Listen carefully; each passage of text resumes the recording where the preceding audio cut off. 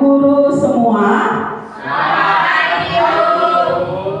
Baik, kurang semangat saya rasa ya.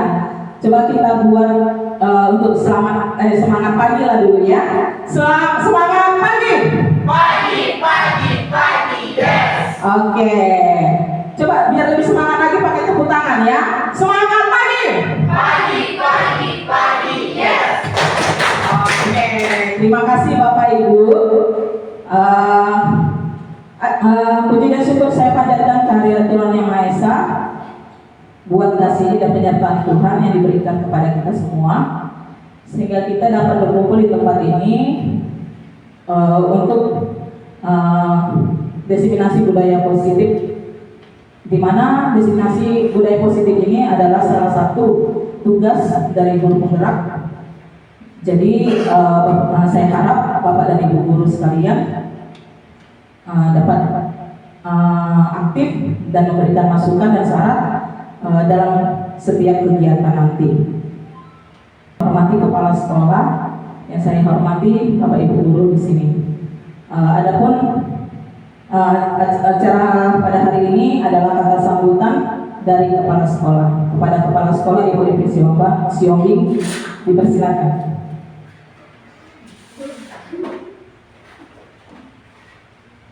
Baik, terima kasih kepada Ibu Risma buat kesempatannya kepada saya untuk memberikan kesempatan kata terkait kegiatan hari ini, diseminasi budaya positif. Bapak Ibu yang saya banggakan, sebentar lagi Bu Risma akan memaparkan bagian-bagian materi tentang budaya positif. Mari kita sama-sama menyimak dan memperhatikannya, dan nanti kalau ada hal-hal yang kurang dipahami, mari kita ikut berperan aktif agar nantinya budaya positif ini bisa kita terapkan di kelas kita masing-masing.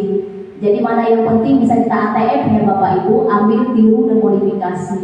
Nah, saya harap kita boleh aktif di tempat ini ya, kita fokus, sama-sama kita dukung teman kita ini untuk memaparkan penjelasan dari budaya positif. Dan harapan terbesar saya merindu ada generasi-generasi berikutnya dari Bapak Ibu untuk menjadi calon guru penggerak ya, agar kita semua bisa menggerakkan seluruh siswa-siswi kita,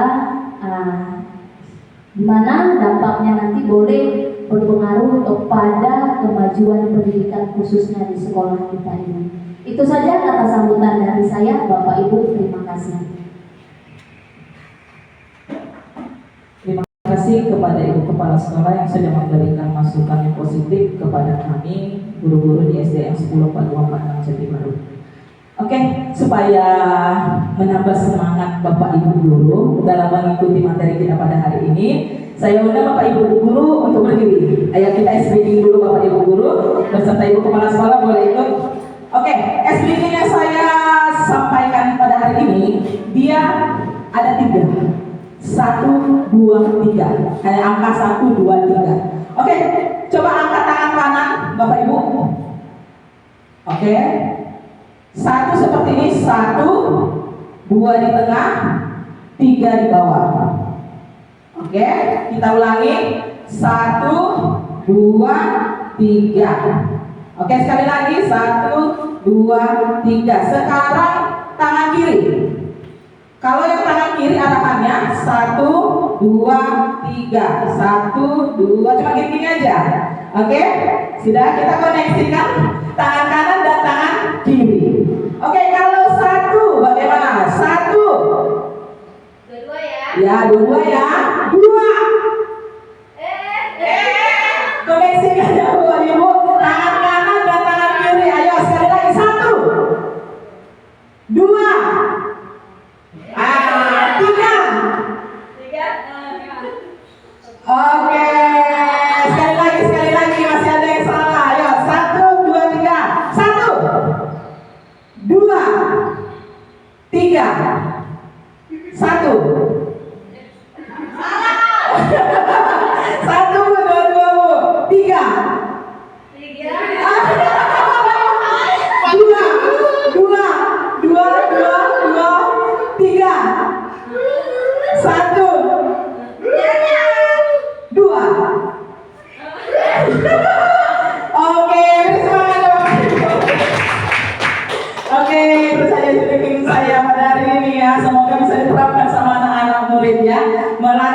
otak kiri dan otak kanan juga ya.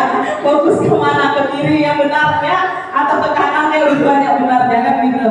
Oke, terima kasih. Kita lanjut materi kita pada hari ini.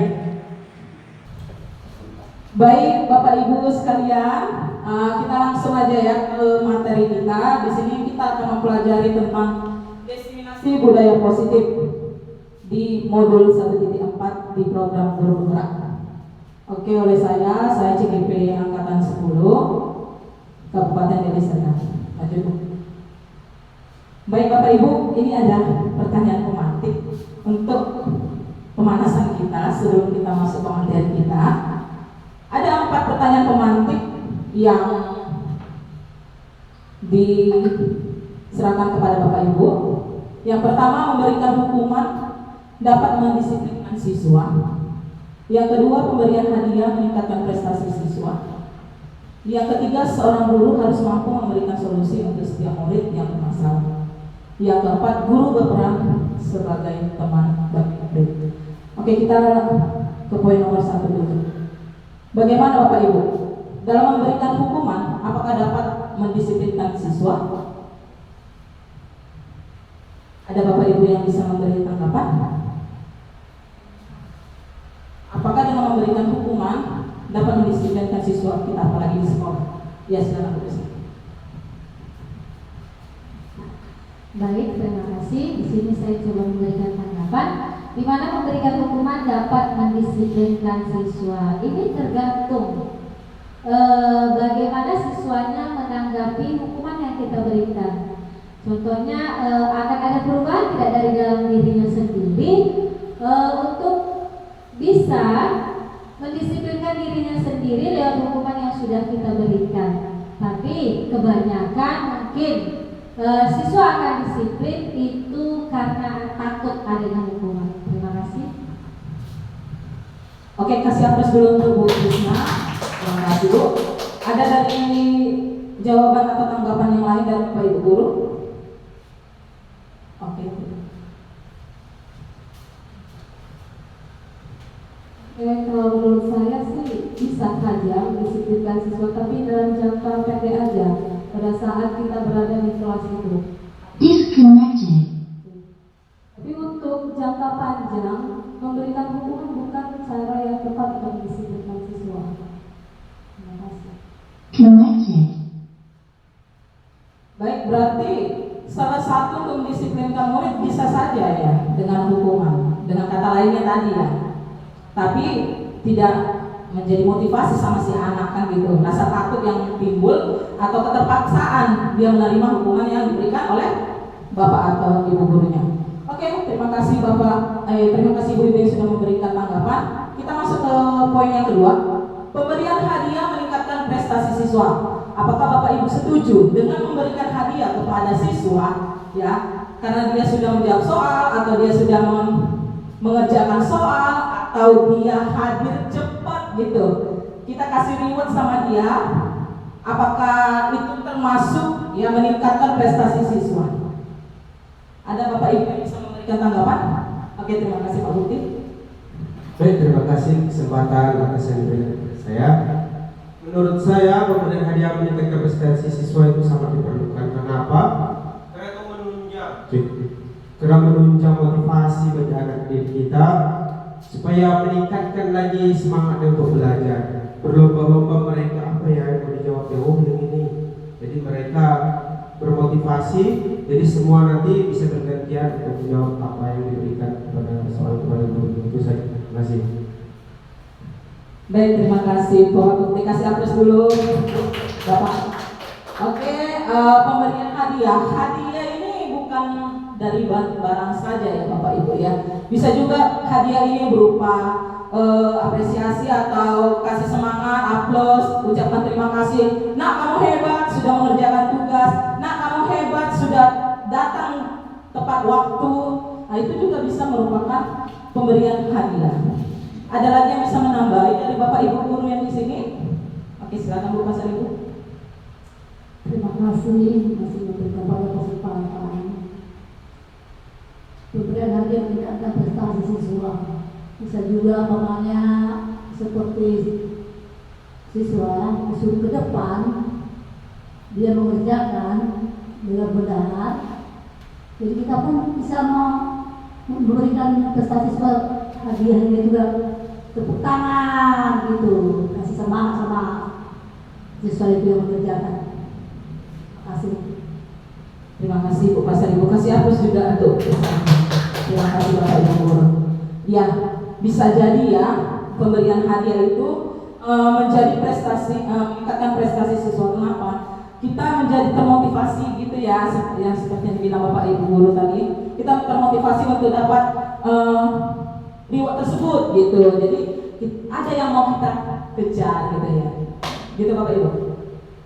Jadi meningkatkan motivasi siswa. Jadi semua kawan-kawannya atau ya kawan-kawannya berlomba-lomba untuk menjawab pertanyaan. Seperti itu kira-kira ya Bapak Ibu guru. Oke, yang ketiga, seorang guru harus mampu memberikan solusi untuk setiap murid yang bermasalah. Apakah Bapak Ibu guru setuju dengan pernyataan tersebut? Ada yang bilang setuju. Bapak Ibu guru yang sebagian sini, apakah setuju seorang guru itu harus mampu memberikan solusi untuk setiap murid yang bermasalah? Tidak setuju? Setuju. Oke, kalau kita semua setuju, coba beri tanggapannya dong Bapak Ibu guru. Oke, terima kasih Bu Jenny. Oke, baik. Seorang guru itu harus mampu memberikan solusi untuk setiap murid yang bermasalah. Karena kita seorang guru ini di sekolah ini merupakan orang tua mereka. Nah, orang tua lah yang bisa memberikan solusi bagi anak-anaknya. Nah, di sini orang tua juga harus bisa peka. Makanya kita harus bisa mampu memberikan solusi bagi anak didik kita. Karena anak didik kita itu kita anggap sebagai anak kita seperti di rumah. Mereka menganggap orang tua mereka. Menurut saya seperti itu Bu. Oke, terima kasih Bu Jenny. Kasih tiga kalau saya di kelas 3 spread gitu. Jadi 3 kali tepuk tangan. Tak. Oke, kasih 3 spread untuk Bu Jenny. Oke. Seorang guru harus mampu memberikan solusi. Iya. Kita guru-guru mereka. Kalau di sekolah kan kita sebagai orang tua mereka juga, ya. Kalau kita sebagai orang tua mereka ya pastilah apa permasalahan yang mereka alami di kelas atau di sekolah, pasti kita harus mampu untuk menyelesaikan masalah yang dihadapi oleh anak murid kita. Oke, selanjutnya Bapak Ibu, yang ke poin keempat, guru berperan sebagai teman bagi murid. Setuju atau tidak Bapak Ibu? Setuju. Oke, kalau setuju saya ada dong tanggapan. Kenapa guru itu berperan sebagai teman, harus sebagai teman bagi murid kita? Ada yang bisa kasih tanggapan? Ya, bisa. Baik, di sini saya akan memberikan sedikit pendapat. Pernyataan menyatakan bahwa guru berperan sebagai teman bagi murid. Bisa kita lakukan, terlebih untuk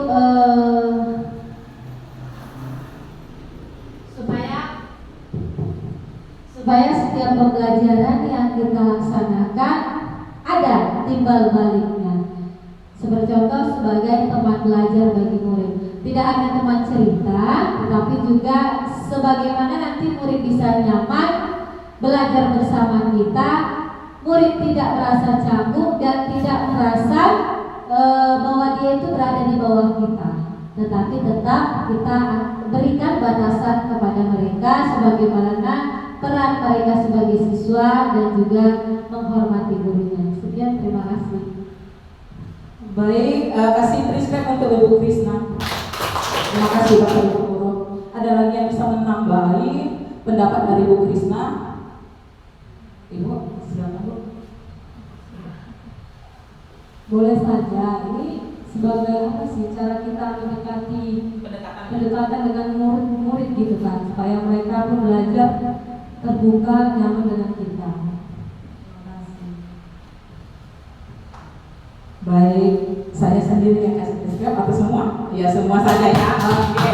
Benar Ibu, saya juga menerapkan seperti ini di kelas saya. Kenapa? Di saat kita sebagai teman, bagi murid-murid kita, mereka kan dekat dengan kita dan terbuka dengan masalah yang mereka alami di kelas. Kalau sebagai guru saja mungkin mereka akan jaga jarak gitu. Tapi kalau ada kata teman, mereka akan terbuka mengatakan, Bu, aku kayak gini loh, aku mau cerita, aku punya masalah seperti ini.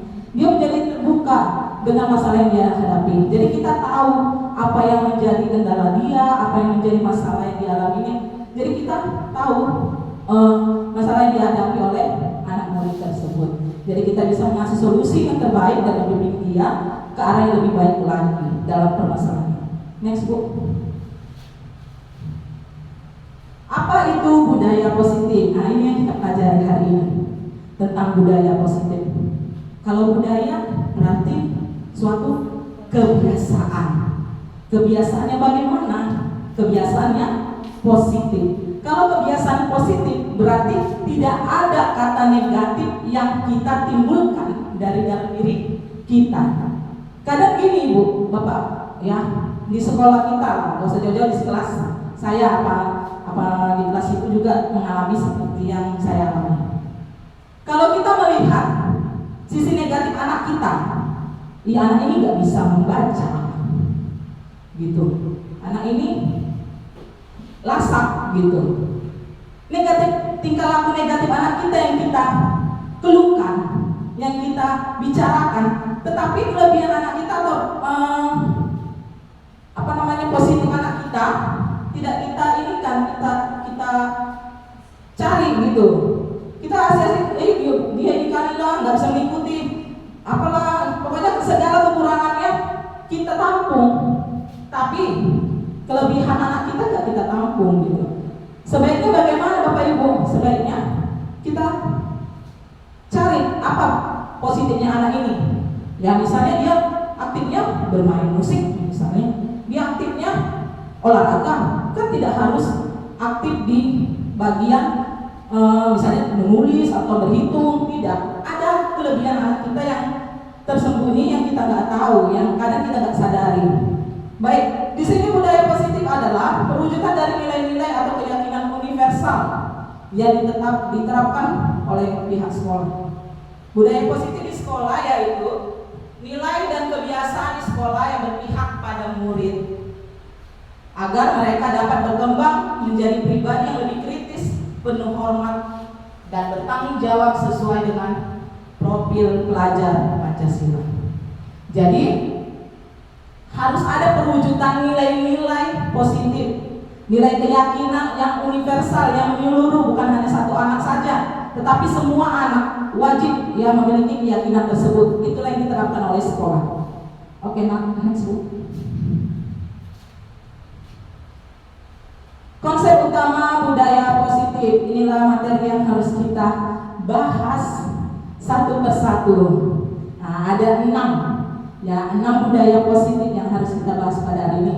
Yang pertama disiplin positif, yang kedua motivasi perilaku manusia, yang ketiga keyakinan kelas, yang keempat kebutuhan dasar manusia, yang kelima 5 posisi kontrol, yang keenam segitiga restitusi. Kita masuk yang pertama. Oke, sebelum kita masuk ke poin yang pertama, ini ada ilustrasi ya, atau kegiatan. Nama kegiatan ini cobalah buka apa ini sekarang ya? Buka mata kan? Buka ini, buka hati gitu. Tidak, cobalah buka. Jadi Bapak Ibu saya kelompokkan ya, cari berpasang-pasangan lainnya, cari pasangannya masing-masing. Pasangan Ibu ini belum ada ya? Ini Bu Krisna kesini, Bu Jenny. Oh, gantian lah dulu ya. Atau Bapak Ibu ganti apa? Ada pasang-pasangannya yang gender gitu. yang laki-laki gitu, ada apa gitu, biar seru. Ya Pak Bukti. Oke, belum. Ya buka apa rupanya nih? Oh, udah dibaca tadi. Oke, yang pertama, salah satu dari pasangan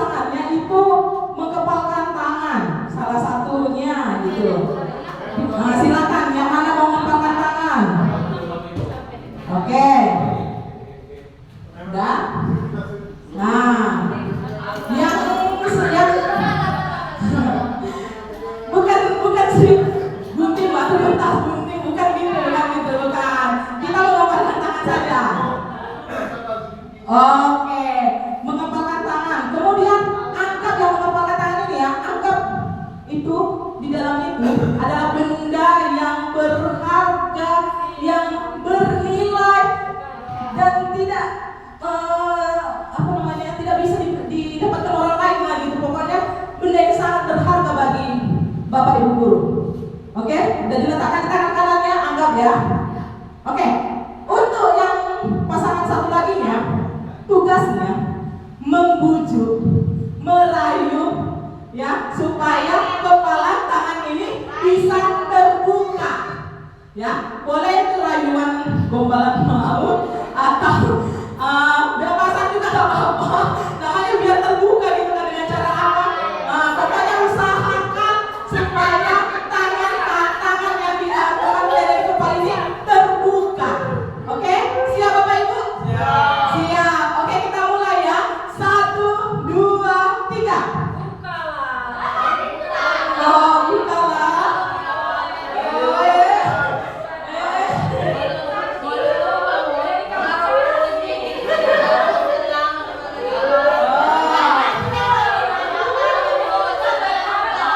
Ya, rayu-rayu terus. Ini kan sesuatu misalnya. Kalau nggak bisa lagi memang harus cara memaksa ini ya.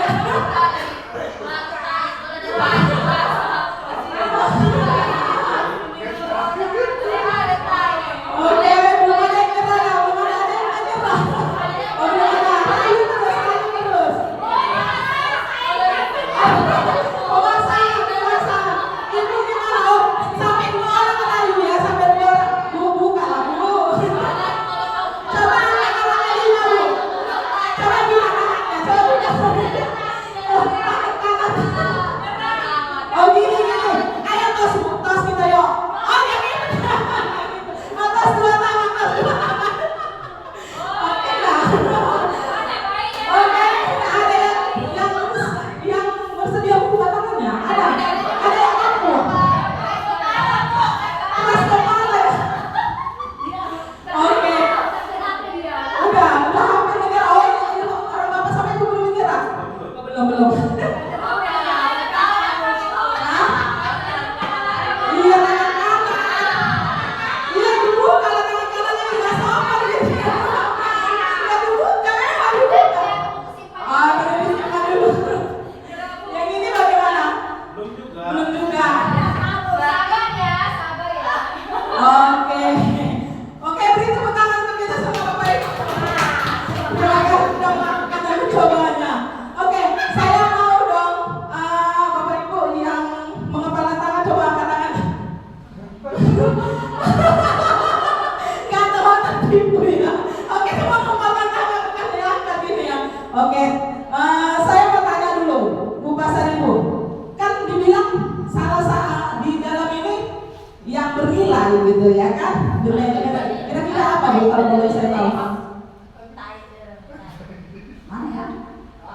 Kan Ibu nggak lepas gini, berarti yang bernilai bagi Ibu kira-kira apa Bu? Yang sopan itu menerima sesuatu Bu dengan tangan kanan.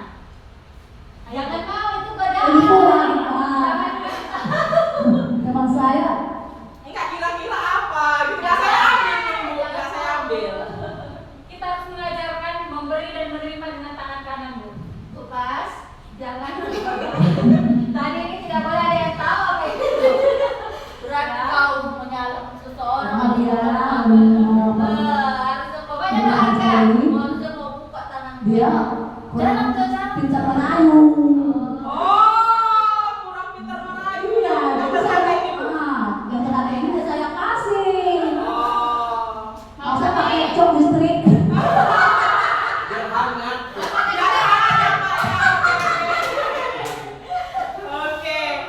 Oke Bapak Ibu.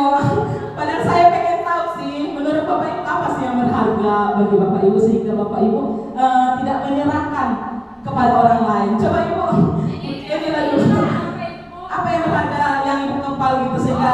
Oh siapa tadi? Oh Bu Krisna. Apa yang berharga bagi Ibu gitu? Sehingga Ibu gak ngasih sama orang gitu.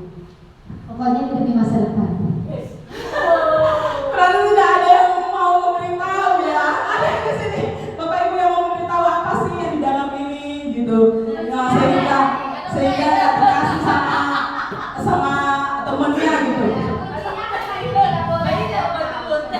Oke, ada yang mau memberitahu yang bernilai itu bagi dia? Nggak ada ya, berarti rahasia. Oke, terima kasih Bapak Ibu. Oke, sekarang saya mau tanya. Udah Bu. Oke, sekarang saya mau tanya. Apakah A yang mengepalkan tangan ini, dia bersedia membuka tangannya Bu? Nggak mau ya? Ada yang mau tadi? Nggak ada. Iya ya, berarti kurang pintar orang itu merayu kita ya. Udah diiming-imingkan apa tadi? Makanan, udah dipaksa, udah dicolok pakai ini, pakai apa? Charger gitu ya. Biar panas, biar nanti terluka gitu. Ternyata enggak juga. Ya. Jadi saya mau tanya sama Bapak Ibu, siapa yang sesungguhnya di sini memegang peran kontrol?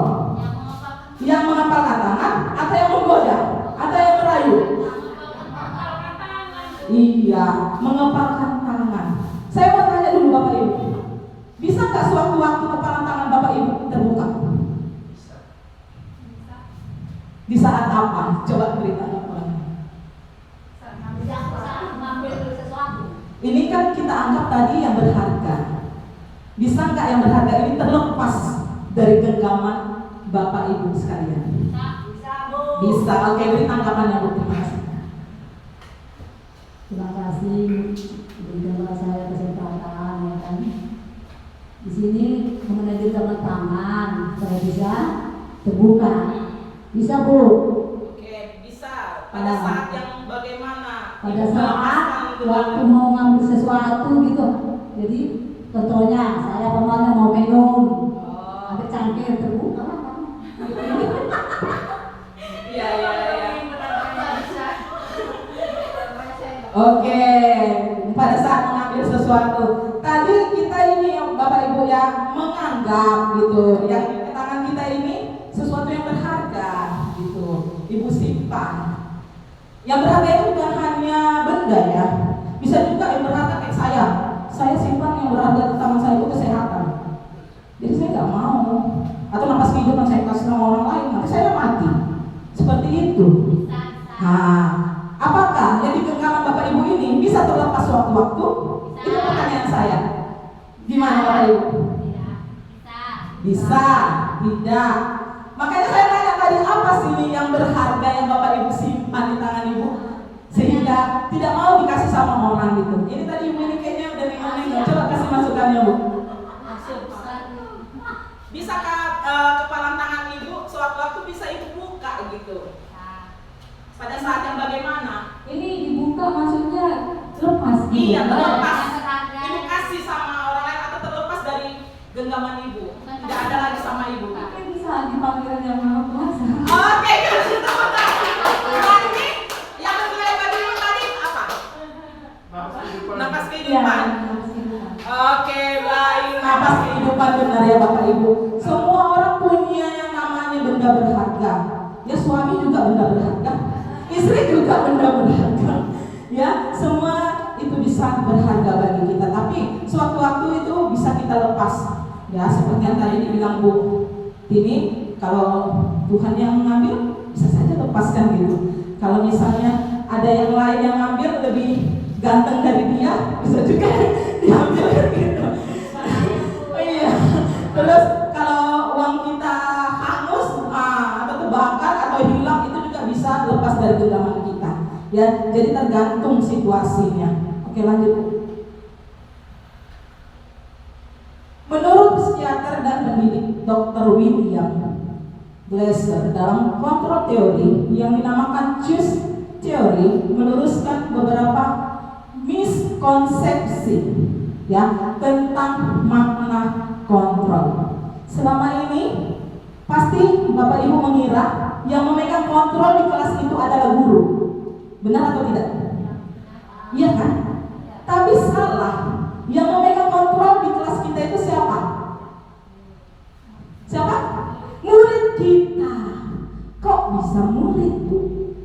Kita sebagai yang tadi yang B, kita merayu anak-anak itu, mengasih motivasi. Kalau muridnya tidak mau mengontrol dirinya, tidak mau kita ajak, pasti dia akan nggak mau nggak mau mengikuti apa yang kita pesankan sama dia, apa yang kita ajarkan sama dia. Benar atau tidak? Coba, benar atau tidak? Benar.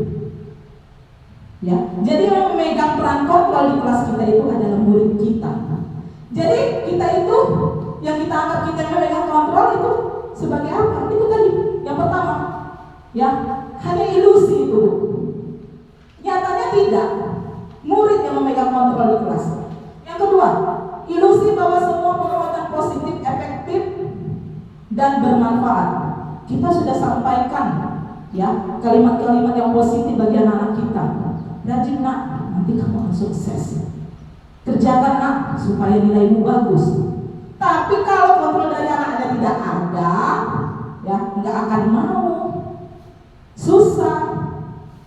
Oke, yang ketiga, ilusi bahwa kritik dan membuat orang merasa bersalah dapat dapat menguatkan karakter anak. Ini juga sama, ya. Tidak bisa juga kita membilang sama anak gitu, nah kau janganlah, misalnya ya, jangan nggak siap-siap PR lah, ya harus kau kerjakan PR-mu, ya biar nanti orang-orang senang, nilaimu tinggi, ya lebu-lebu sama dia, tunjukkan.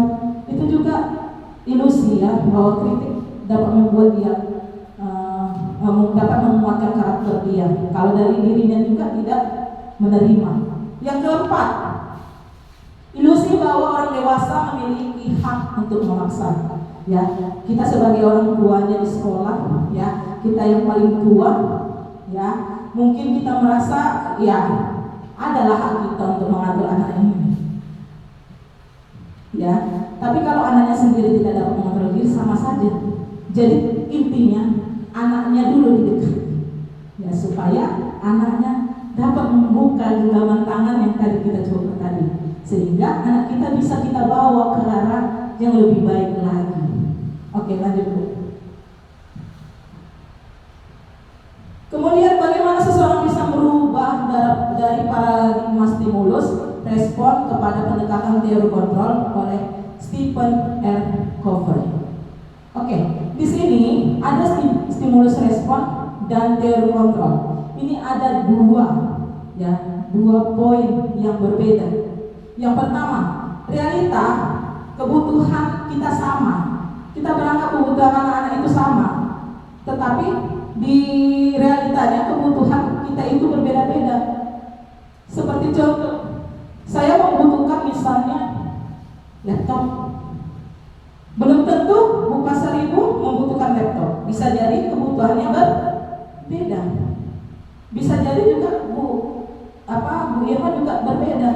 Tergantung kebutuhan kita apa. Jadi kita tidak bisa memaksakan ya kebutuhan kita harus sama, nggak bisa. Kebutuhan setiap anak itu juga berbeda. Ya, sama anaknya kita paksa dia berhitung. Kamu harus pintar berhitung misalnya. Kamu harus pintar berbaca. Tapi kebutuhan dia nggak itu, gitu. Kebutuhan dia mau bernyanyi, mau menari, ya. Jadi kita nggak bisa maksakan juga harus itu, gitu. Yang kedua, semua orang melihat hal yang sama, ya. Teori kontrolnya setiap orang memiliki gambaran yang berbeda, ya, hampir sama dengan yang di atas. 3, kita mencoba mengubah orang agar pandangan sama dengan kita. Ya, itu juga sudah mewakili tadi contohnya. Perilaku buruk dilihat sebagai suatu kesalahan. Ini tadi yang saya bilang. Ya, yang pada teori kontrol semua perilaku memiliki tujuan. Ya, jadi kalau misalnya anak kita itu buruk di mata kita, ya, belum tentu dia tidak punya tujuan kenapa dia melakukan hal itu. Pasti setiap orang yang melakukan sesuatu dia punya tujuan. Ya, misalnya anaknya malas-malasan lah misalnya di kelas. Kebutuhan dia mungkin biar kita perhatikan. Ada seperti itu. Kebanyakan seperti itu. Saya mendapatkan juga pengalaman mengajar di kelas saya. Anak ini sering ini ibaratnya biar dipanggil-panggil namanya, biar dihukum gitu. Karena dia butuh kasih sayang gitu Bapak Ibu. Jadi kita jangan menyalahkan. Kita tanya sama anak-anak kita juga. Itulah tadi fungsi kita sebagai teman tadi. Nah, supaya anak kita bisa terbuka gitu. Yang selanjutnya, saya bisa mengontrol, orang lain bisa mengontrol saya. Itu. Tapi teori kontrolnya, kenyataannya hanya Anda yang bisa mengontrol diri Anda. Ya, sama. Saya juga nggak bisa memaksakan keinginan saya sama Pak Bukti. Nah, Pak Bukti harus mau saya suruh. Nggak bisa. Pak Bukti harus mengajar di kelas saya ya. Kalau saya tidak mengajar di kelas, nggak bisa. Kalau memang Pak Bukti nggak mau apa? Ya kan Pak Bukti? Karena Pak Bukti yang mengontrol dirinya. Ya kalau mau saya nggak mau emang bukan gitu. Nggak ada dipaksa-paksa. Oke, selanjutnya saya bisa mengontrol orang lain. Itu tadi sudah. Pemaksaan ada pada saat bujukan gagal, ya. Yang sebenarnya kolaborasilah dan konsensus menciptakan pilihan-pilihan baru. Ya, jadi kita kolaborasi dengan teman-teman kita. Model berpikir menang kalah itu tidak lagi, ya. Sekarang berubah menjadi model berpikir kita harus menang. Jadi kalah yang negatif, kata-kata negatif, ya, atau perilaku negatif kita buang jauh-jauh, ya. Kalah negatif itu, Bapak. Jadi dia berpikir sekarang menang.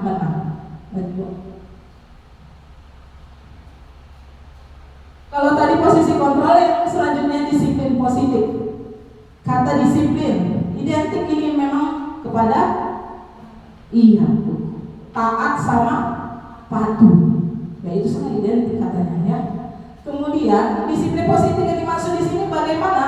Ya, ini lebih mengarah ke disiplin yang mengontrol diri dalam melakukan tindakan.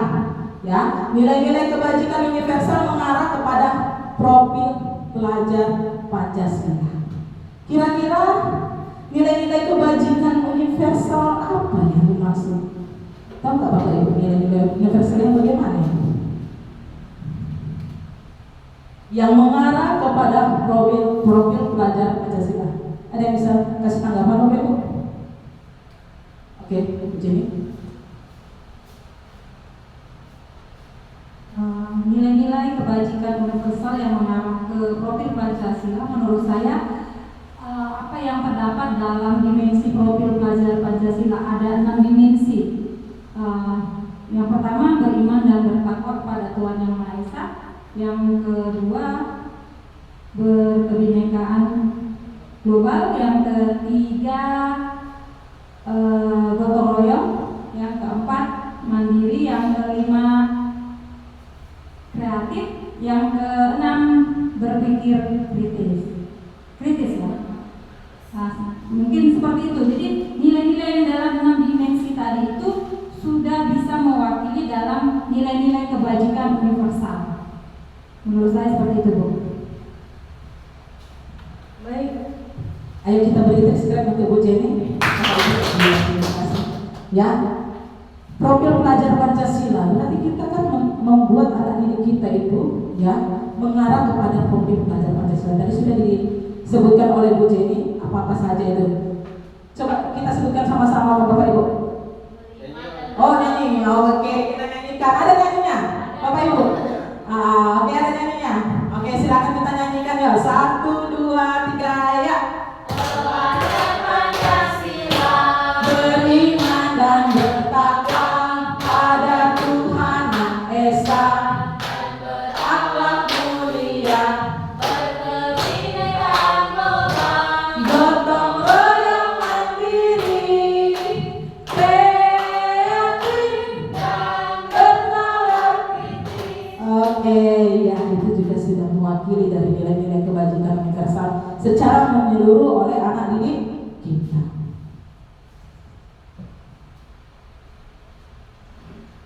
Dari tingkah laku kita tadi yang kita jalankan, pasti ada motivasi yang mendukung ya kita melakukan sesuatu.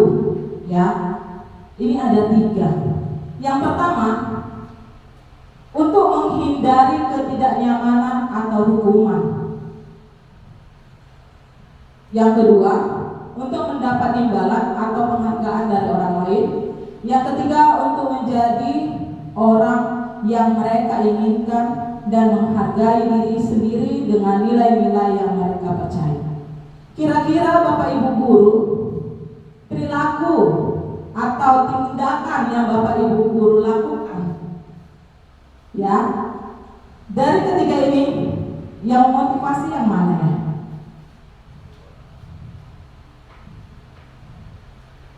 Misalnya Bapak Ibu mengajar di sekolah. Apakah untuk mendapat imbalan?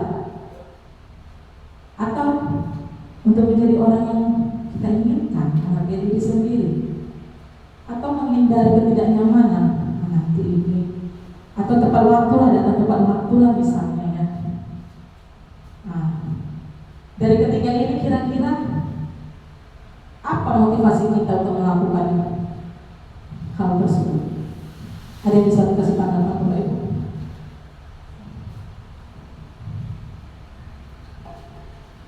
Oke, baik, terima kasih. Mungkin yang pertama kita kasih contoh lah, mungkin kedisiplinan waktu, contoh datang di pagi hari. Mungkin ketiganya ini ada dari dalam diri kita. Di mana untuk menghindari ketidaknyamanan pastinya menghindari yang namanya teguran, karena kan kita juga punya atasan untuk saat ini ya yang pernah kita jalani. Lalu untuk mendapatkan imbalan atau penghargaan tadi bisa dalam bentuk reward, bentuk pujian. Mungkin itu juga pernah kita dapatkan ketika kita telah menjadikan diri kita disiplin. Contoh kecilnya tadi datang tepat waktu. Dan ini yang untuk ketiga itu adalah menjadi satu pelajaran di mana kita dituntut untuk menjadi orang yang kita inginkan, maksudnya menjadi orang yang mereka inginkan. Kita diri sendiri menginginkan kita itu menjadi orang yang bagaimana?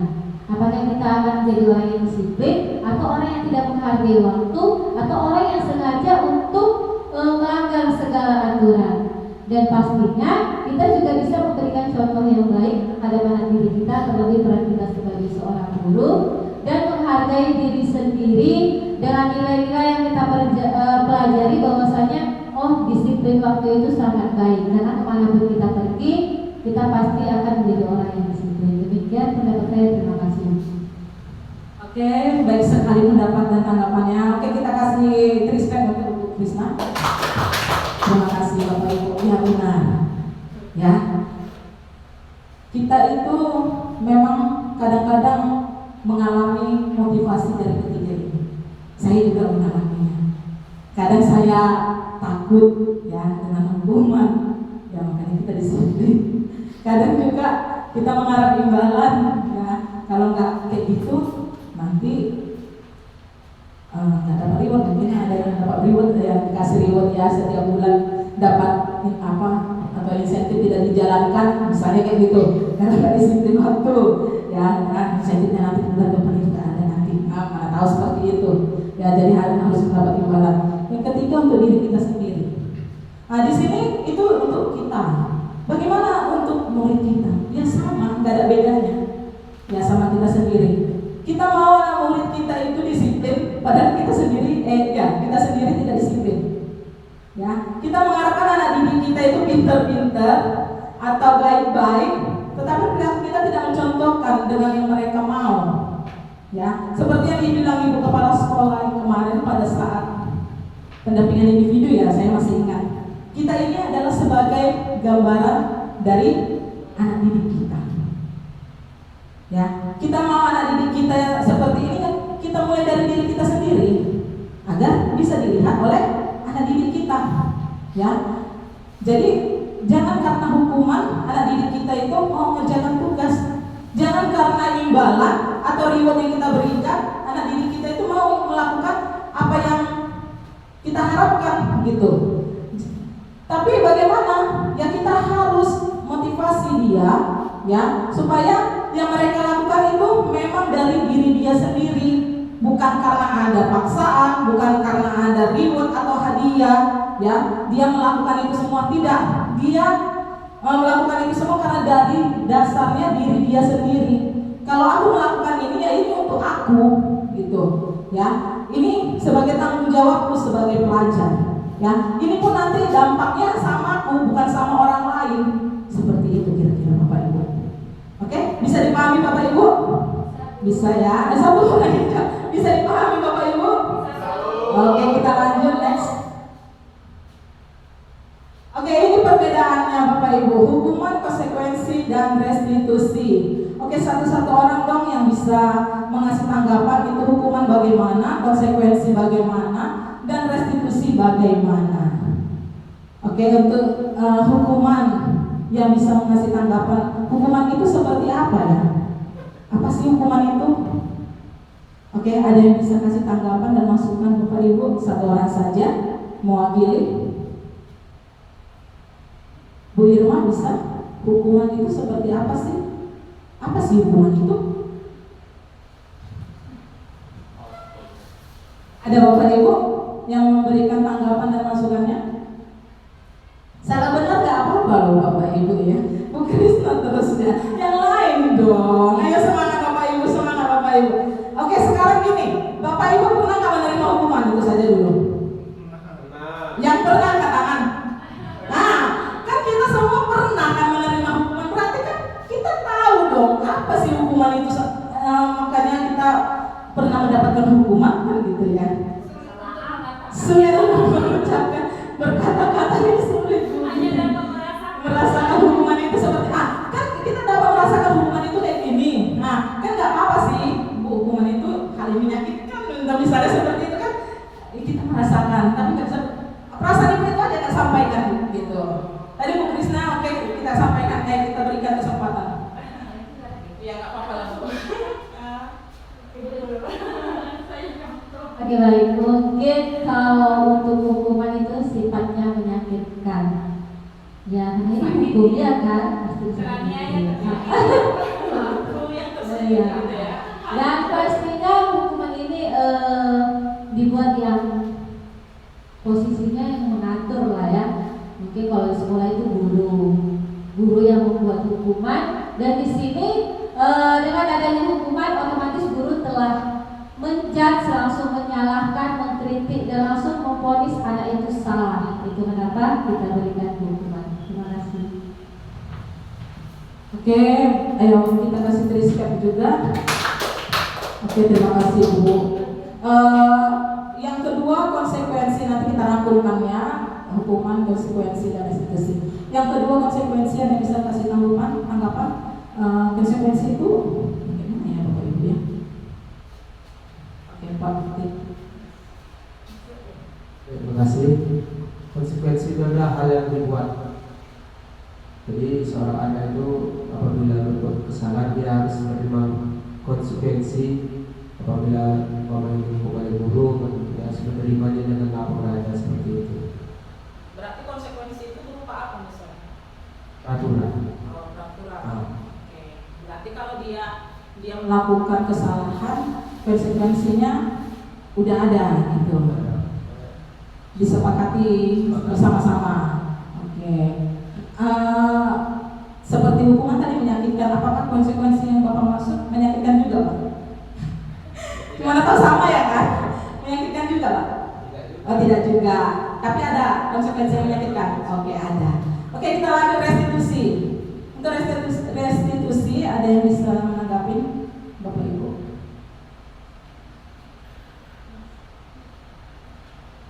Restitusi.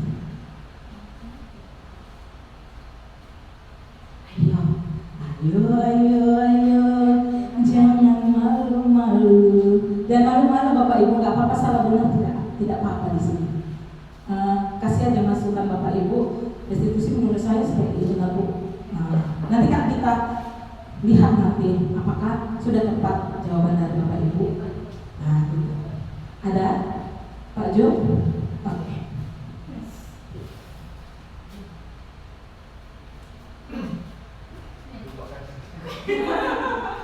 Lupa kacamata Pak Jo. Enggak, ungkapkan aja Pak yang Bapak tahu gitu. Menurut Bapak restitusi seperti ini.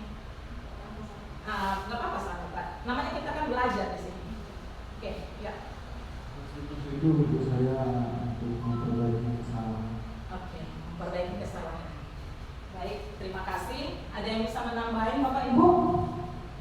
Restitusi memperbaiki kesalahan. Ada? Oke, sedikit ya. Mungkin menambahi ya dari memperbaiki kesalahan tadi.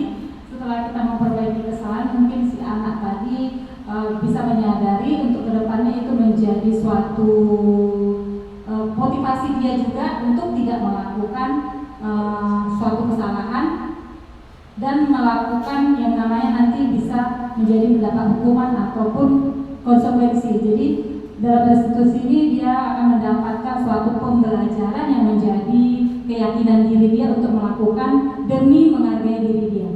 Menurut saya seperti itu. Terima kasih Ibu. Ya, semua jawaban Bapak Ibu itu benar. Ya, hukuman yang tadi Bapak Ibu guru bilang, ya itu memang menyakitkan. Ya, di sini ada nilai negatifnya. Ya, seperti contoh di sini ini identitas gagal.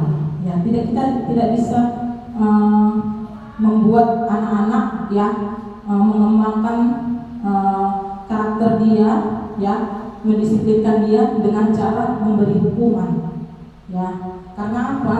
Ya, di situ kita sudah menjudge dia seperti yang dibilang Bu Krisna tadi. Kita langsung tidak melihat kenapa dia melakukan kesalahan itu, tidak memandang yang itu, tetapi karena dia melakukan kesalahan langsung kita anggap dia itu salah. Tapi ada alasan-alasan dia kenapa bisa seperti itu. Itu enggak, itu kita ajukan, enggak kita pertanyakan. Itulah kalau dalam hukuman. Hukuman ini juga bisa berupa berupa fisik ya, fisikis dan juga verbal. Ya, dari perkataan juga kita bisa memberi hukuman kepada anak-anak kita. Malah itu yang lebih parah ya, lebih sakit lagi di dalam hatinya, mungkin membekas atau selamanya dia akan ingat kelakuan yang diberikan oleh gurunya. Konsekuensi, ya, ini sama seperti yang Pak Bukti tadi, ya.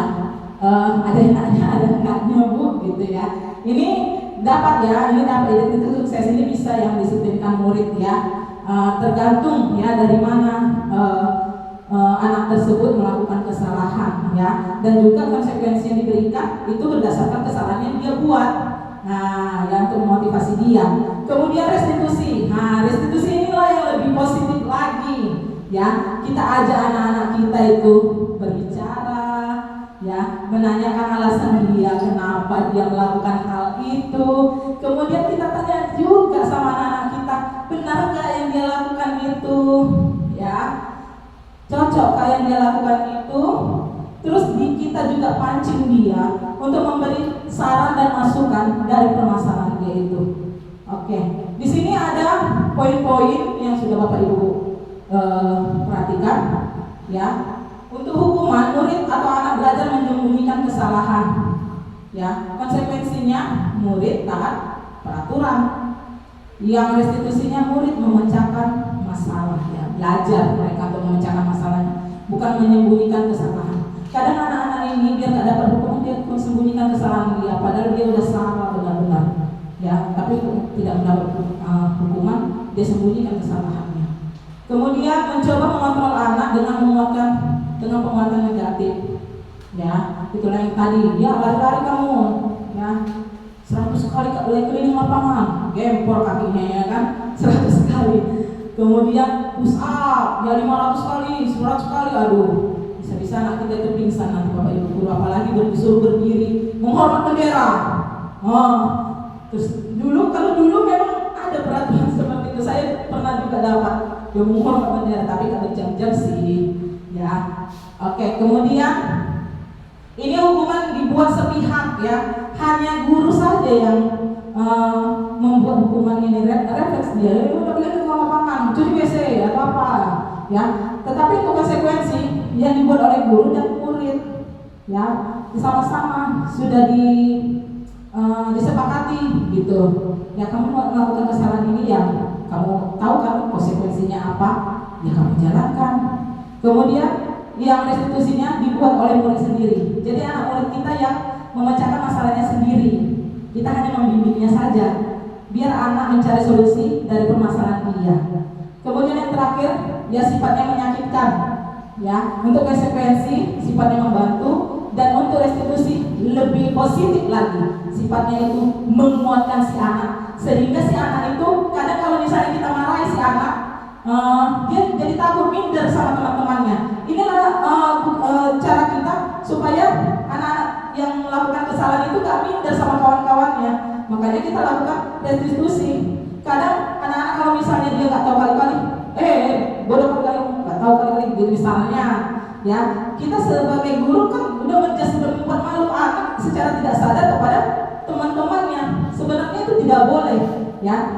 Yang harus kita lakukan apa? Kita kuatkan dia, kita panggil gitu alasan dia. Jadi anak-anak pun merasa ibaratnya tidak merasa dia dijudge gitu. Oh, aku memang salah, tapi aku dikasih motivasi. Jadi dia mau lagi bergaul sama teman-temannya. Seperti itu Bapak Ibu kira-kira. Lanjut Bu. Oke, ini pengertiannya Bapak Ibu yang tadi sudah Bapak Ibu sampaikan. Hukuman adalah tidak terencana, ya, bersifat satu arah, bisa berupa hukuman fisik, psikis, dan kata-kata kasar. Yang kedua konsekuensi, ya, ini bersifat terencana ya, sudah disepakati bersama-sama. Kemudian bentuk-bentuk konsekuensi dibuat oleh pihak guru, ya, murid tidak. Ya, kadang guru mau konsekuensinya kan yang baik-baik, yang ibaratnya terbaik untuk anak muridnya. Tapi belum tentu anak murid ini ikhlas untuk melakukannya. Seperti itu kalau konsekuensi. Kemudian restitusi, proses menciptakan kondisi bagi murid untuk memperbaiki kesalahan dia. Kita tanya kesalahan dia, kemudian kenapa dia melakukan hal itu, dan kita cari solusi. Kita bimbing dia untuk mencari solusi yang terbaik untuknya memperbaiki kesalahan dia supaya tidak terulang kembali. Lanjut Bu. Oke, ini ada contoh kasus hukuman dan konsekuensi. Ada 5 poin, ya. Nanti Bapak Ibu coba sebutkan yang bersama-sama saja ya. Kasus hukuman dan konsekuensi. Ini pilihannya cuma 2. Hal tersebut hukumankah atau konsekuensi? Seperti itu kira-kira Bapak Ibu. Oke, kita mulai dari poin yang pertama. Mencatat 100 kali di dalam buku kalimat saya tidak akan terlambat lagi karena terlambat ke sekolah. Kira-kira hukuman atau konsekuensi? Konsekuensi? Kenapa? Kalau dia malas nulis, jadi rajin nulis. Oke, jadi rajin nulis ya. Oke, konsekuensi. Yang kedua, membersihkan coretan yang dibuatnya di meja tulis. Iya, ya, karena udah dia yang nulis ya dia juga yang menghapuskan gitu. Ketiga, murid diminta untuk push up 15 kali karena tidak menggunakan masker. Hukuman bisa jadi hukuman, bisa jadi konsekuensi. Oke, untuk murid yang push up 15 kali ini kan dia nggak menggunakan masker, ya, itu termasuk dalam hukuman. Ya, nomor 4, mengganti kertas tugas teman yang telah dicoret-coret. Iya, konsekuensi. Dan yang terakhir, berjemur di lapangan pukul 12 siang karena mau ngobrol dengan temannya. Iya, itu jelas sekali lah hukumannya. Di lapangan pula jam 12 siang, bergantian pagi dan siang. Oke, silakan Bu. Kemudian berdiri di depan kelas dengan mengangkat kaki satu. Saya pernah dulu itu. Gini silangnya. Ini merupakan konsekuensi atau hukuman Bapak Ibu? Hukuman, oke. Membersihkan tumpahan air di meja tulis karena tersenggol pada saat belajar. Konsekuensi. Kehilangan 10 menit jam istirahat untuk mengerjakan tugas karena terlambat datang dan tertinggal pelajaran selama 10 menit. Konsekuensi. Kemudian lari mengelilingi lapangan 2 kali karena terlambat 10 menit untuk pelajaran PJOK. Hukuman atau konsekuensi Bu? Iya, konsekuensi ya, karena kan pada saat PJOK nggak apa-apa lah 2 kali dia keliling lapangannya kan.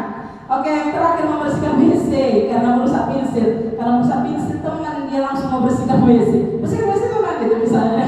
Padahal cuma pensil teman yang dirusak. Itu merupakan konsekuensi atau hukuman Bapak Ibu? Iya, hukuman. Oke, beri dulu semangat untuk kita sudah bisa menjawab semua contoh kasus tersebut. Oke. Kemudian bukan hanya hukuman saja yang menyakitkan atau membuat termotivasi, tetapi ada juga ya dihukum oleh penghargaan.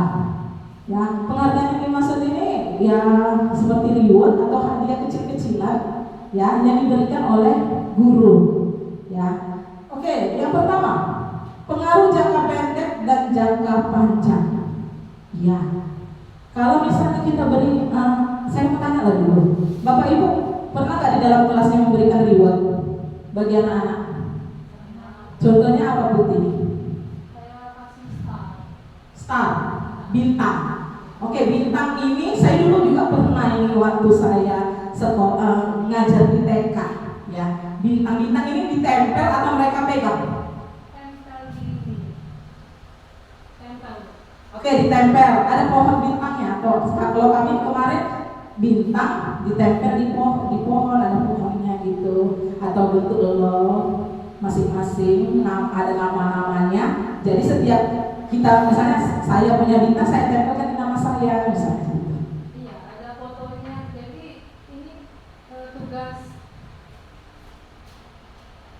Jadi ada saya kasih tugas buat anak SBK buat awan gitu. Jadi awannya itu ditempelkan. Sekalian mereka buat bintangnya. Tapi bintangnya jangan ditempelkan dulu. Itulah saya kasih reward bagi anak-anak yang mampu menjawab pertanyaan saya. Dan nanti di akhir semester saya akan kasih hadiah dari saya sendiri, itu yang buat mereka semangat untuk menjawab pertanyaan.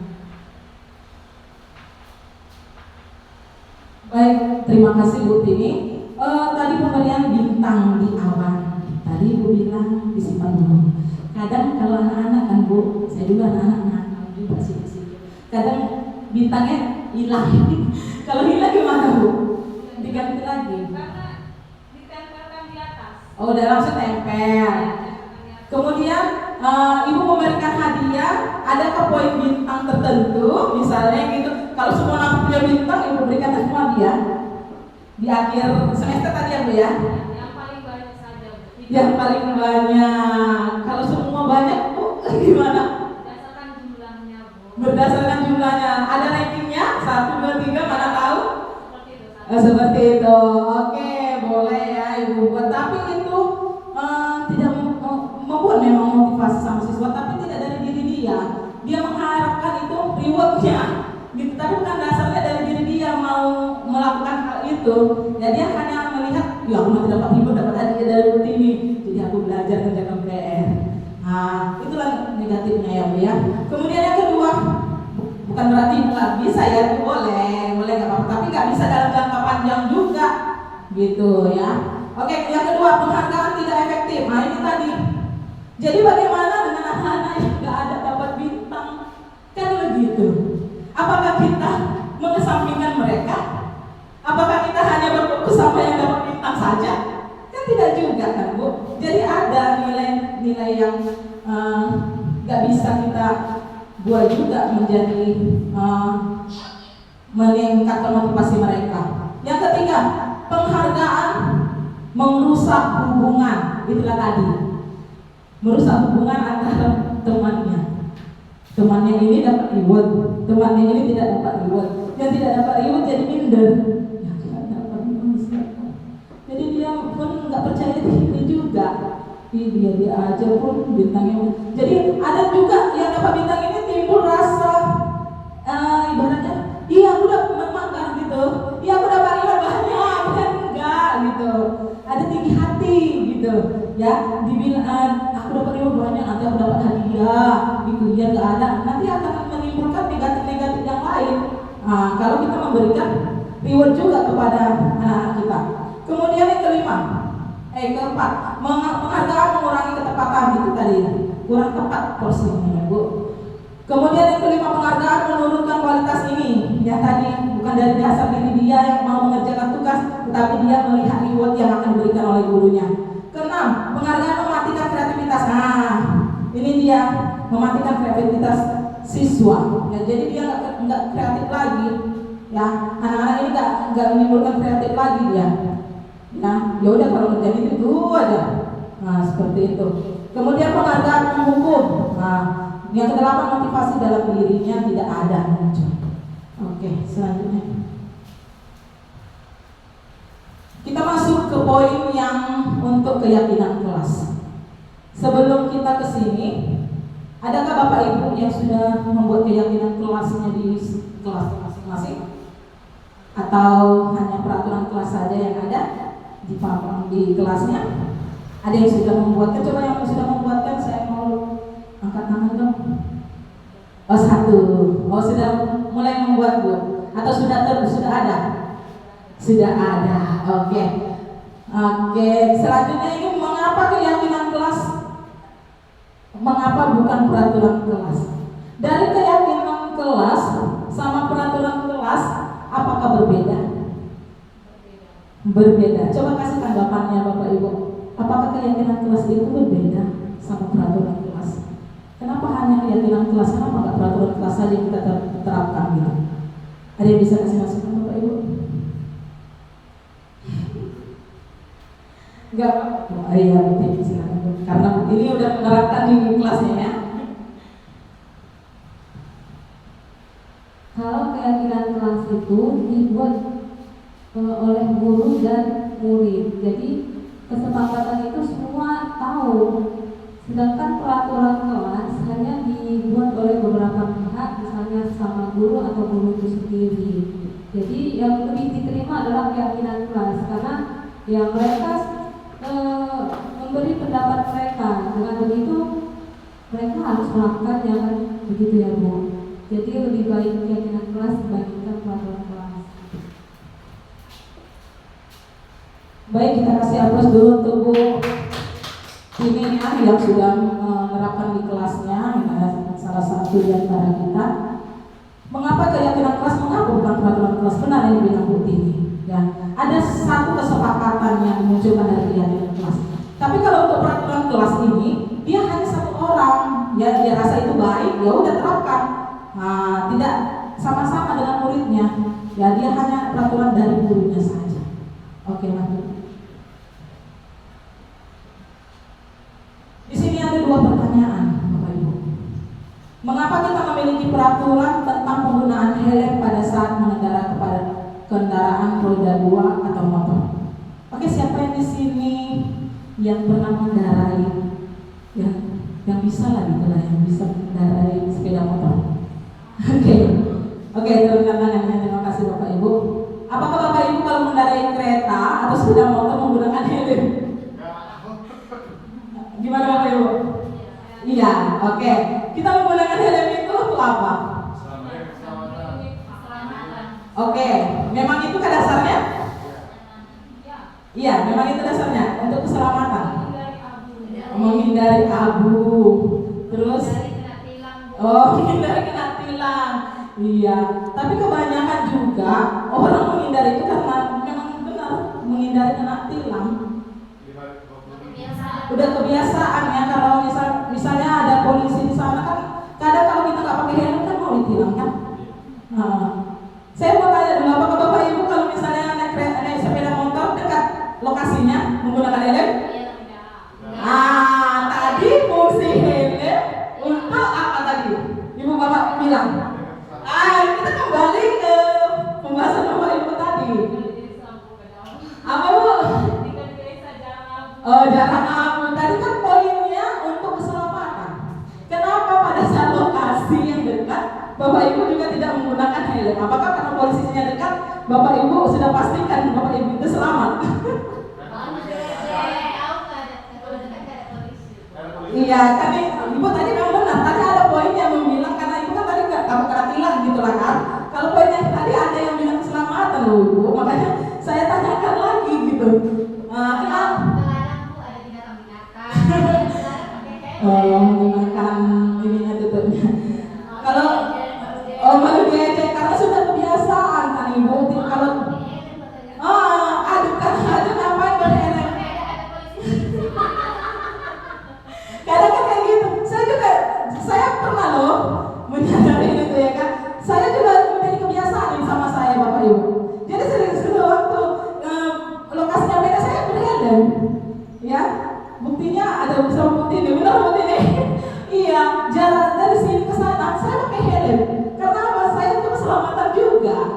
ya, bukan karena mau ditilang, mau diini, ya. Jadi kemana-mana saya pakai helm supaya apa? Keselamatan kita juga. Karena jauh dekat pun kita nggak tahu di depan kita itu apa, ya. Nggak bisa kita pastikan kita mau ke sana itu pasti selamat, pasti aman. Memang sih dalam hati kita kan kita berdoa sih mau kemana aja kayak begitu. Tapi kita nggak tahu nanti di depan itu tak ada halangan apa yang mengikuti kita atau menghalau kita kan gitu, ya. Jadi di sini kita kembali ke soal kita ini mengendarai kereta kendaraan roda 2, pergunakanlah helm, ya. Kalau bisa untuk keselamatan, bukan karena kena tilang, atau yang lainnya. Kemudian yang kedua, mengapa kita memiliki peraturan tentang penggunaan masker dan mencuci tangan setiap hari? Ini mungkin pada saat pandemi. Kalau pada saat pandemi, ini termasuk peraturan atau peraturan harus cuci tangan, kemudian harus pakai masker. Apakah dari dasar hati kita masing-masing Bapak Ibu takut nanti aku terjangkit, misalnya kayak gitu, ada nggak? Awalnya kok mengikuti peraturan. Oke. Tapi lama-lama kita berpikir, oh ini bagus juga untuk kesehatan. Iya benar Bapak Ibu. Memang pada dasarnya itu peraturan, sama seperti keyakinan kelas tadi, ya. Itu sebenarnya peraturan-peraturan yang dibuat. Tetapi peraturan-peraturan itu bisa membuat kita menjadi keyakinan kita. Nah, sama seperti yang dua ini tadi. Ini peraturan yang sebenarnya ini. Tetapi karena kita yakini peraturan itu kena sama hati kita, ya kita jalani sesuai dengan nilai-nilai kebajikan tadi untuk keselamatan kita masing-masing. Oke, lanjut. Pembentukan keyakinan sekolah atau kelas. Nah, ya, ini pembentukannya ya bersifat abstrak, ya, daripada peraturan, lebih mendalam lagi daripada peraturan. Kemudian yang kedua berupa pertanyaan-pertanyaan universal yang menyeluruh. Kemudian yang ketiga dibuat dalam pernyataan positif, bukan negatif, ya. Kemudian yang keempat, kata-kata tidak terlalu banyak, ya, jadi nggak muluk-muluk. Supaya apa? Supaya anak-anak ingat gitu, mudah diingat dan pahami semua murid kita. Kemudian yang kelima, sesuai dengan kondisi sekolah kita, ya, agar mudah diterapkan. Yang keenam, melibatkan semua warga sekolah atau kelas dalam membuat keyakinan kelas. Yang ketujuh, tinjau kembali keyakinan kelas dari waktu ke waktu.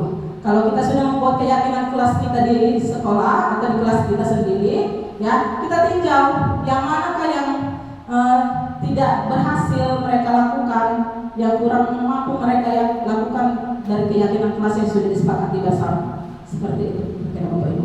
Lanjut. Ini prosedur atau tata cara dalam pembentukan keyakinan kelas. Ya, keyakinan kelas bukan hanya di kelas guru kelasnya masing-masing, ya, bisa juga keyakinan kelas itu untuk bidang studi, ya. Misalnya kesepakatan kelas, ya, untuk menggunakan peralatan atau cara masuk ke ruangan, kan kadang-kadang kayak guru agama ada ruangannya masing-masing kan gitu. Kemudian kayak Pak Jo ada alat yang bisa digunakan mereka, bagaimana cara mereka menggunakannya, yang menyimpannya atau merawatnya. Sama juga seperti mungkin ada poin-poin atau keyakinan yang bisa diterapkan pada anak didiknya. Yang pertama, prosedurnya itu kita tampung semua ide-ide dari anak-anak kita, ya, mau itu negatif atau positif, tampung aja dulu. Apa sih mau kalian nak? Apa sih yang mau kita terapkan di sini? Nah, sudah kita tampung semua, kemudian kita catat masukan dari mereka semua. Nah, kemudian ganti kalimat negatif menjadi kalimat positif. Misalnya, jangan terlambat, misalnya. Nah, kalau jangan terlambat kan itu negatif, ya, ada kata jangan. Bagaimana kita mengubahnya menjadi kalimat positif? Iya, datang tepat waktu. Seperti itulah kita bukti.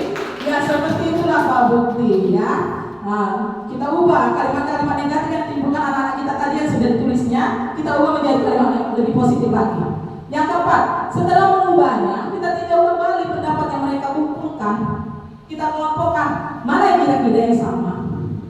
Nah, setelah kita kelompokkan mana yang sama, kemudian kita susun, ya kita susun dan cari keyakinan kelas yang kita buat. Selanjutnya meninjau, menyetujui dan menandatanganinya. Ya, kalau kita sudah meninjau, kita sudah setujui, kemudian kita tanda tangani. Kenapa Pak Bukti? Oke, boleh minum dulu Pak, nggak apa-apa. Kita relax saja di sini. Ya kalau batuk boleh diminumnya, air putih kita tersedia kok, nggak apa-apa. Oke, kita lanjut. Mana tadi? Ditandatangani, ya. Mereka suruh menandatanganinya juga, Bapak Ibu. Ya, karena itu kan mereka yang buat. Nah, kalau mereka yang buat, kayak seperti itu tadi tanda tangan mungkin anak kelas 1, ibu kelas 1 kan Bu. Anak kelas 1 udah bisa tanda tangan Bu. Nah, anak kelas 1 kan tidak bisa tanda tangan. Jadi kayak mana itu? Misalnya ya kan bisa dari jempol. Mereka buat jempol ini buat apa mereka yang mereka sepakati. Kalau bisa ditempelkan di dinding yang mereka lihat.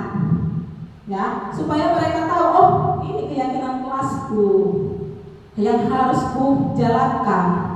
Nah, sekitar mana itu? Dekat itu. Jadi itu tahun ajaran baru udah bisa Bapak Ibu ya beserta guru-guru mapel membuat keyakinan kelas kita masing-masing ya. Sudah kita buat prosedurnya bagaimana ya. Mudah-mudahan di tahun ajaran yang baru semua kita sudah memiliki keyakinan kelas di kelas kita masing-masing. Lanjut. Nah, seperti inilah keyakinan kelas yang sudah diterapkan. Misalnya hadir tepat waktu kayak tadi ini udah kata-kata yang lebih positif ya. Kemudian bertanggung jawab mengerjakan piket misalnya tidak piket Bu. Nah, misalnya ada kayak gitu, kata positifnya bertanggung jawab mengerjakan tugas piket. Kemudian tertib dan aktif dalam pengajaran, misalnya jangan ngantuk di kelas Bu. Misalnya itu dibuat anak-anak kita, poinnya ke situ, tertib dan aktif dalam pembelajaran. Sikap jujur dan hidup rukun, misalnya dia tukang jangan berbohong, misalnya ya, jangan bertengkar, jangan berantem. Nah, kita masukkan ke situ, bersikap jujur dan hidup rukun. Jangan cubit-cubitan, ya. Benar itu Bu Pasar Ibu. Kemudian jangan buang sampah sembarangan, tapi kita gantilah menjaga kebersihan. Lanjut. Kemudian kita lanjut ke poin selanjutnya, 5 kebutuhan dasar manusia. Ini 5 kebutuhan dasar manusia dan juga merupakan kebutuhan dasar anak-anak kita. Yang pertama, kebutuhan bertahan hidup, kasih sayang, kebebasan, kesenangan, dan penguasaan. Apakah di antara kelima ini ya sudah termasuk kebutuhan dasar Bapak Ibu sekalian? Sudah Bu. Sudah? Ada yang belum? Apakah yang kelima ini sudah termasuk kebutuhan dasar Bapak Ibu semua? Dari kasih sayang, bertahan hidup, penguasaan, kebebasan, kesenangan? Sudah Bu. Sudah Bu. Oke, kalau untuk bertahan hidup berarti apa yang kita bisa tanggapi dari sini? Harus makan. Iya benar, harus makan, harus minum. Iya supaya kita bisa hidup. Kalau kasih sayang, kira-kira kalau kasih sayang? Iya ya, kasih sayang dari orang tua ya. Semua manusia pengen disayang nggak Bapak Ibu? Ada yang di sini Bapak Ibu yang nggak pengen disayang? Oh nggak pengen disayang Pak Jo. Aduh kasihannya Pak Jo. Saya istri. Oke, bukan hanya istri saja yang bisa menyayangi kita ya Bapak Ibu, tapi orang tua pun bisa menyayangi kita, teman-teman kita, anak-anak kita pun bisa menyayangi kita, ya kan? Oke, kemudian penguasaan. Apakah Bapak Ibu termasuk dalam kebutuhan ini penguasaan? Penguasaan diri. Oke. Lanjut kebebasan. Apakah Bapak Ibu pengen bebas? Ya, pengen ya? Iya pengen bebas. Tapi kalau ada berkeluarga maka kita bisa bebas juga? Bisa. Bisa ya Bu? Nah, contohnya apa Bu? Kebebasan itu apa Bu? Meniti karir ya kan misalnya. Terus kebebasan apa lagi Bu? Kebebasan misalnya jalan-jalan kok. Kebebasan untuk jalan-jalan. Bukan berarti kalau kita sudah menikah kita nggak bisa jalan-jalan lagi, kita nggak bisa shopping harus bisa juga ya kan Bu? Ya, Ah, bebas naik sepeda. Iya. So, pokoknya bebas lah ya Bu. Kalau sudah bebas pasti ada rasa kepuasan dari diri kita, benar nggak Bapak Ibu? Benar. Coba kalau kita terkekang, kita pun menderita ya. Lusuh, nggak semangat. Tapi kalau kita bebas, enak ya Bu ya, senang, happy. Iya, masuklah kita ke sini, kesenangan. Iya, sudah senang. Ya semua pasti orang pengen senang. Nggak ada orang yang mau hidupnya menderita ya kan Bapak Ibu? Aduh. Oke, di sini sebutkan kebutuhan apa yang sedang berusaha dipenuhi oleh anak-anak ini. Ini ada 4 Bu. Ya, kira-kira kebutuhan mana yang mereka inginkan ya? Aku senang main kejar-kejaran sama dengan ibu guru, seru katanya. Kira-kira kebutuhan yang mana yang mereka dapatkan? Iya, benar Bu, kesenangan. Yang kedua, ibu kejar aku karena ibu guru sayang aku. Iya, anak itu mendapat kasih sayang dari mana? Dari ibunya, ya dari ibu gurunya. Iya, celok. Iya. Oke, kemudian aku hebat kan, bisa bikin ibu guru kejar aku. Ayo, coba lihat poinnya Bu. Kira-kira poinnya yang mana ya? Iya, penguasaan. Dia merasa, iya, pengen diakui dia ya. Makanya, ya aku kan hebat ya. Dia kan bisa kejar aku gitu. Kemudian yang keempat, aku bosan belajar mewarnai terus di kelas. Iya, dia nggak mau hanya mewarnai aja. Sama kayak kita nggak mau asik di situ-situ aja ya kan. Pasti kan pengen refreshing juga ya kan, nggak mau bekerja terus. Iya benar Bapak Ibu. Pasti ada jedanya ya kan Bapak Ibu. Nggak mungkin lah bekerja setiap hari ya kan. Pasti ada jedanya. Oke, lanjut Bu. 5 posisi kontrol. Nah, kita masuk ke posisi kontrol. Ya, di sini ada 5 poin sebenarnya Bu. Ya, 1, 2, 3, 4, 5. Tadi salah edit ya, nggak apa-apa ya. Mohon dimaklumi. Oke, yang pertama penghukum, yang kedua pembuat rasa bersalah, yang ketiga teman, yang keempat pemantau atau monitor, yang keempat manajer. Oke, ya, kira-kira posisi kontrol mana yang Bapak Ibu alami sewaktu Bapak Ibu mengajar di kelas? Penghukum pernah. Itu untuk saat ini dan sebelum-sebelumnya sudah terjalani sebagai penghukum. Oke, itu kan ada 1, 2, 3, 4, 5. Apakah semua posisi kontrol ini Ibu lakukan di kelas Bapak Ibu? Belum semua. Oh, belum semua. Kira-kira yang sering dilakukan Bapak Ibu yang mana? Nomor 1. Oke, tadi nomor 1 penghukum. Tadi kan kita sudah bahas tentang penghukum. Kira-kira benar yang kita terapkan itu Bapak Ibu? Salah ya. Karena penghukum tadi bagaimana satu arah dan itu sangat iya menyakitkan ya kan. Nah, kemudian yang kedua membuat rasa bersalah ya. Sama juga ya, membuat anak-anak merasa bersalah, jadi dia minder, dia selalu kalau mau ngapa-ngapain dia selalu takut-takut. Makanya kalau ada anak-anak Bapak Ibu kalau melakukan sesuatu gitu, dia takut-takut. Mungkin salah satunya ini ya, pembuat rasa bersalah. Karena dia takut nanti aku lakukan ini, ibuku marah, salah pasti. Aku lakukan ini, salah terus gitu. Ya mungkin bisa jadi seperti itu. Kemudian teman. Ya teman, ada batasnya juga. Boleh kita memang teman tapi ada batasnya dan juga jangan terlalu akrab. Kenapa? Ada nanti hal-hal atau dampak-dampak yang terjadi ketika kita sebagai guru dan teman bagi anak murid kita. Yang keempat pemantau atau monitor, kita memantau segala aktivitas anak kita. Kemudian yang kelima manajer, kita yang mengatur atau memfasilitasi mereka, ya, memberikan masukan sama mereka, membimbing mereka, ya.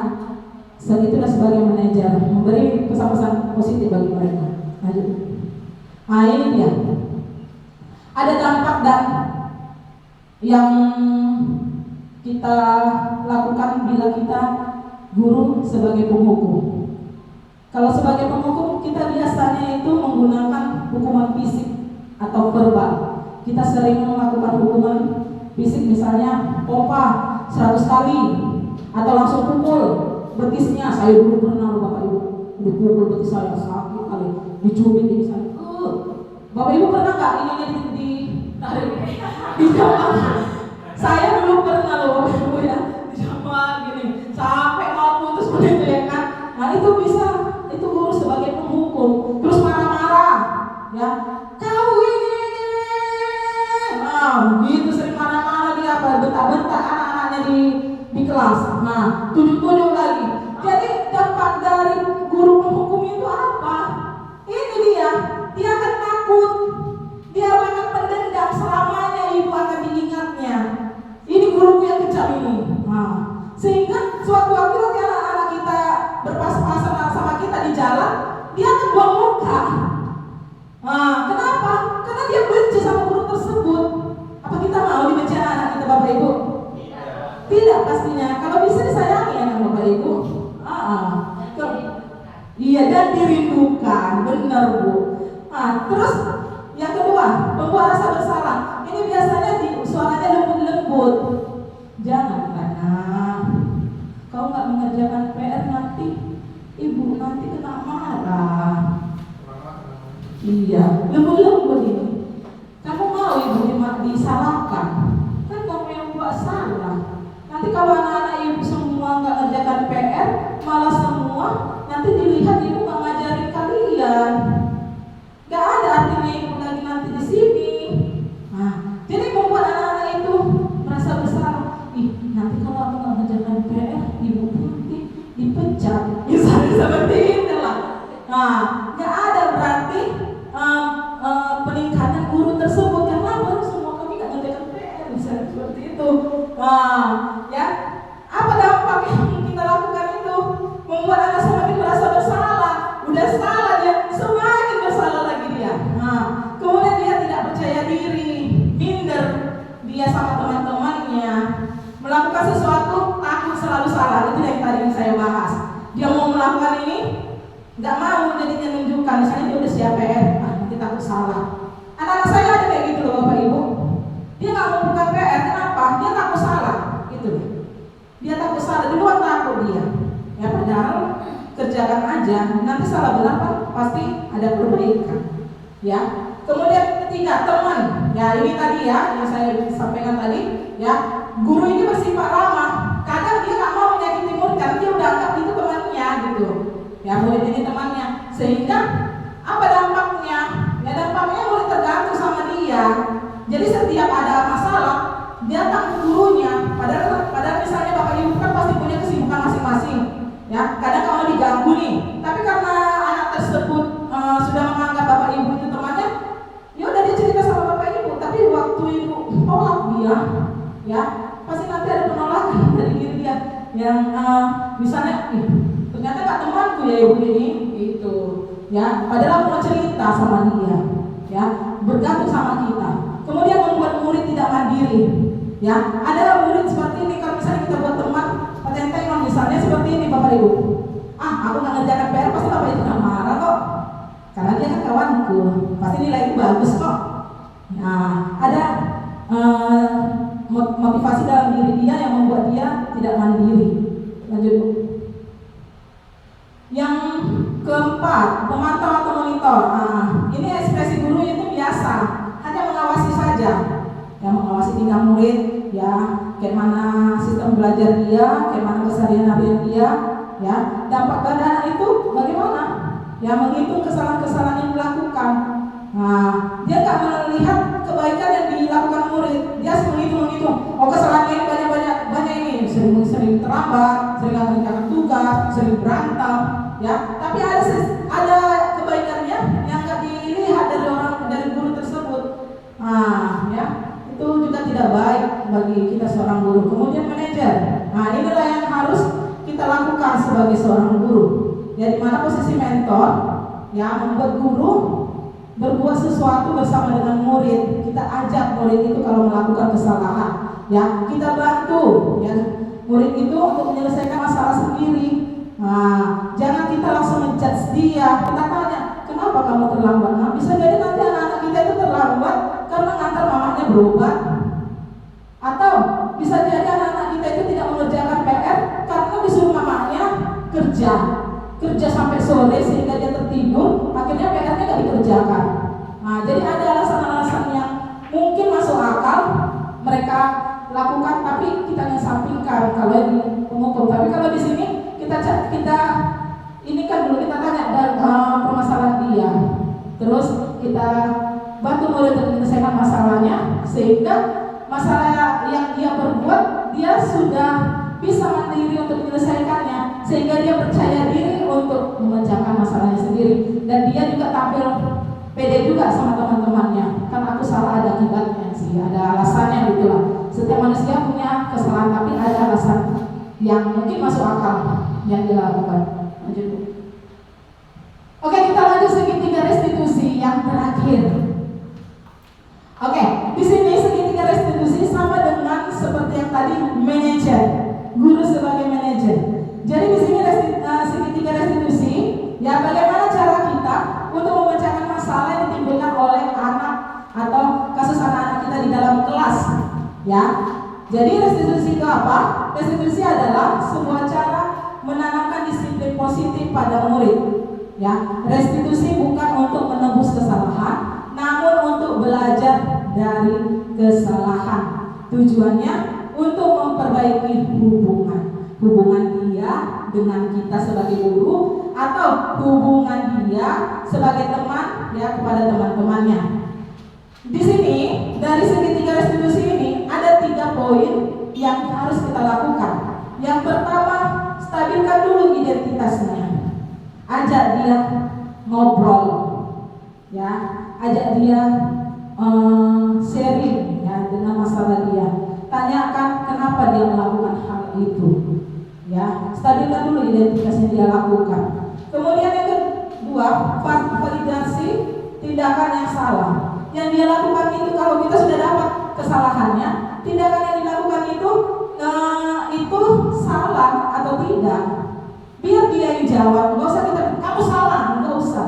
Biar dia sendiri yang jawab tindakan yang dia lakukan itu benar atau salah. Nanti pasti akan dijawabnya.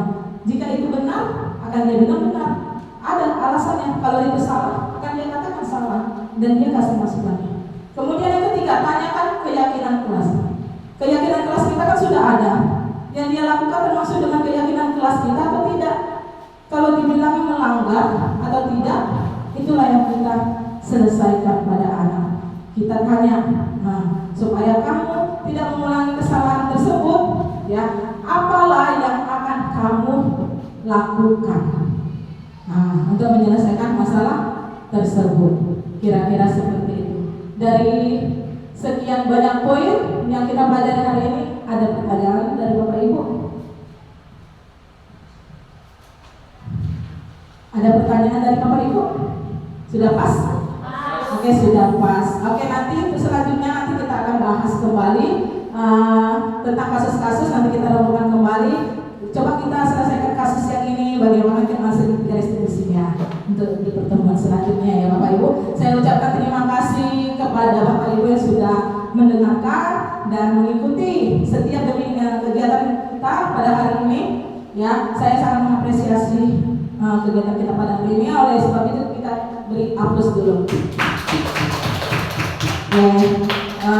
Semoga pertemuan kita pada hari ini bukan hanya materi saja, tetapi bisa diterapkan di kelas kita masing-masing, terutama bagi diri kita ya, bukan karena reward atau karena rasa takut atau apa, tapi dari dasar diri kita sendiri kita melakukan hal itu. Terima kasih Bapak Ibu, selamat